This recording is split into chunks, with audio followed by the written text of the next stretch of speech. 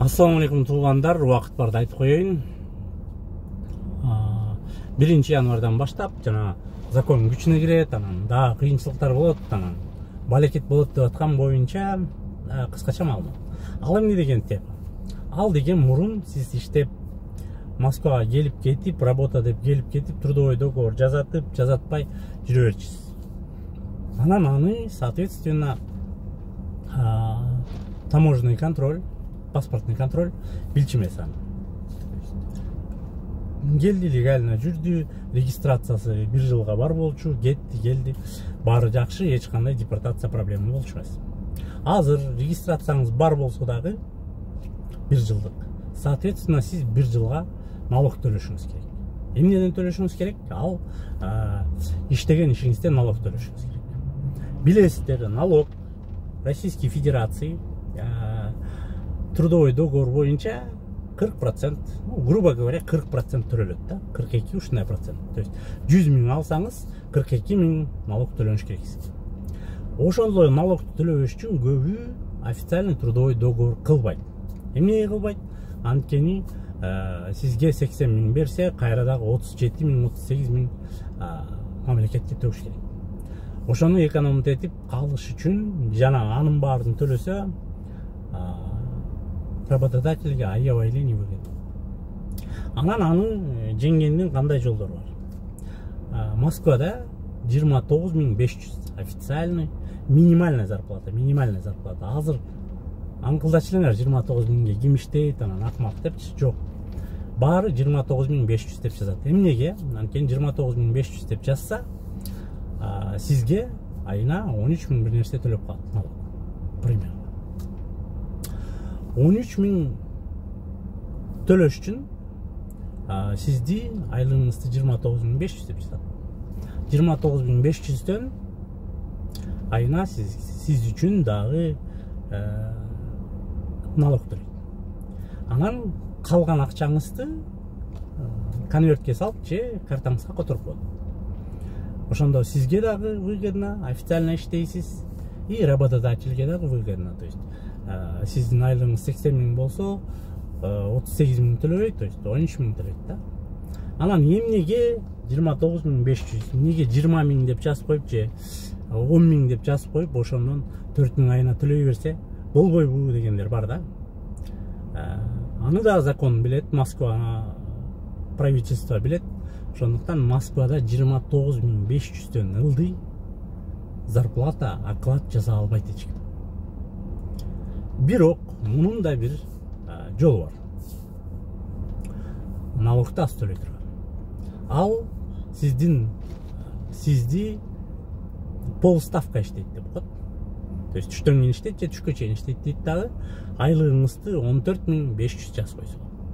14 500 жазып койгондо сиз үчүн айына 6300 төлөш керек работодатель. Ошол 6300 төлөнгөн трудовой договор, это минимальный. Ошол таза болот. Анан сизди регистрацияңызда болсо, ошол налогторуңуз төлөнүп аткан болсо, болду, сизде кирип чыгып барып келгенге проблема болбойт. Анан эгер жакшы жумушта иштесеңиз, айлыгыңыз жакшы болсо, сөзсүз түрдө работодатель менен сүйлөшүп, давай моюнчасын 6300 ашып кетсе төлөйт экенсиң. Ошонун жарымын мен төлөйүн, жарымын сен төлө деп официально жумушка кирип алып, официально иштесеңиздер болот.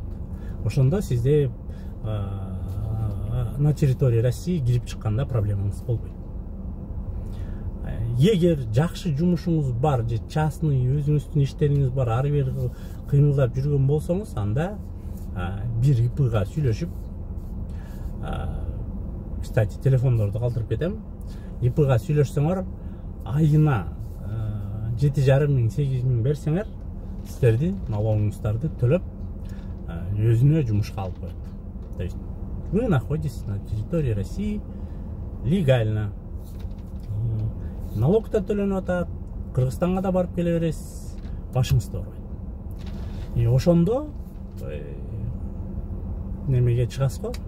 Кыргызстанга барып келгенде билинбейт. У вас просто будет пропуск. Анан дагы бир жол бар. Азыр жана көбү работа деп кирди, работа деп миграционга алды. Бирок 3 ай сайын кирип чыга бергенде, азыр уже бул закон иштеп атат. Кирип чыга бергенде, эмне экинчи же үчүнчү киргенде 90 күнгө запрет кылып салат. Эмнеге? Анткени работа деп кирдиңби? Киргенден кийин сөзсүз 3 айда кирип чыксаң дагы сизде эмне болуш керек? Трудовой договор болуш керек. Трудовой договор болуп, ошонун налогу төлөнсө, анан сиз 3 ай сайын кирип чыгыш болот. Эгер миграционкада бизнес аркы берки деп жазганда 3 ай сайын кирип чыкса болот. Анткени аякта сиз частный же лечение же бирдеме деп жазган болосуз. Ошол. Ошондуктан баарыңыздарга советуем. Эмитен азыр Москвада айлык жакшы эле болуп калды. Трудовой договорлоруңарды тууралап алгыла дагы. Өзүңөргө да жакшы, көчөдө башыңар оорубайт. Легально будете находиться. То есть полуставка жумушка кирип алып, полуставка кылып өзүңөрдү легализовать этип алгыла. Жумушчуларыңарга дагы работодательге да барып айткыла. Мындан кийин 31-ден баштап все уже мен кетсем келе албай калам. Мен сага керекмин. Ошондуктан давайте официально жумушка орноштуруп койгула. 6300 төлөйт экенсиңер айына мен үчүн. Ошол 6300-түн жарымын мен берейин, жарымын өзүм кошпой. Менин зарплатаман 3500 мен сойт этип кой дагы, калганын өзүң төлөй бер деп койсоңор, ага да жакшы, силерге да жакшы. Эгер ушундай незаменимый рабочий болсоңор, анда ачыгын эле айтып койгула. Все. Мындан кийин мен полставкага жазып 6300 сверху төлөп турула, ошондо иштейм, же болбосо иштебейм. Баарыңарга ийгилик.